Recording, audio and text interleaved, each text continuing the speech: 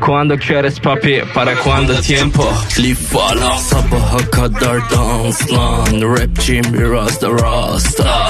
Dumanı bana da pasla, rahat ol kendini kasma. Sabaha kadar dans lan, rapçiyim biraz da rasta.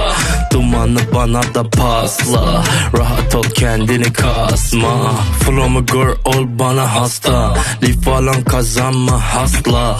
Bana öyle de sert bakma, olmayın siz asla çakma.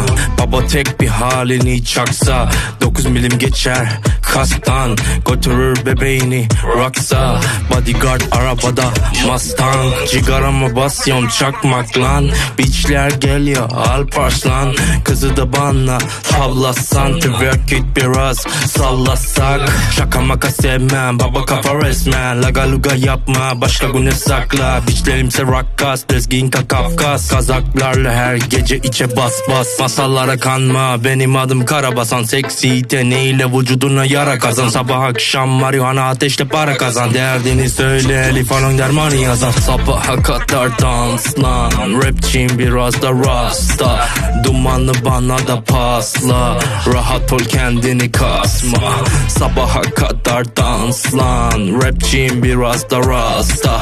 Dumanı bana da pasla, rahat ol kendini kasma. Geceyi bende kal çek bana sakso, dumanı çeksen kalbimde hapsol. Tütün içimi artık yok bana bantrol, marihuana ekstazi benim bir patron. İşimiz seks ve narkotrafika, geceleri çekiyoruz bizler koka. Toparla git iş sarmadan boka, biçlerim Latin hepsi de loka. Rusya'dan kargolar geliyor vodka, biçlerimi yalayut doymaz. Lifalan seksi biraz da kurnaz, salla kalçayı müziğim durmaz. Ki sen hadi gel kurbana kumpas, her gece hiç şarkı her gece vur kaç. Çavuşka ruskayı hoçet orgaz, seksi body gel benden hoşlan.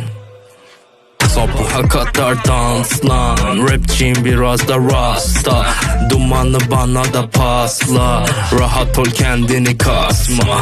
Sabaha kadar dans lan, rapçiyim biraz da rasta.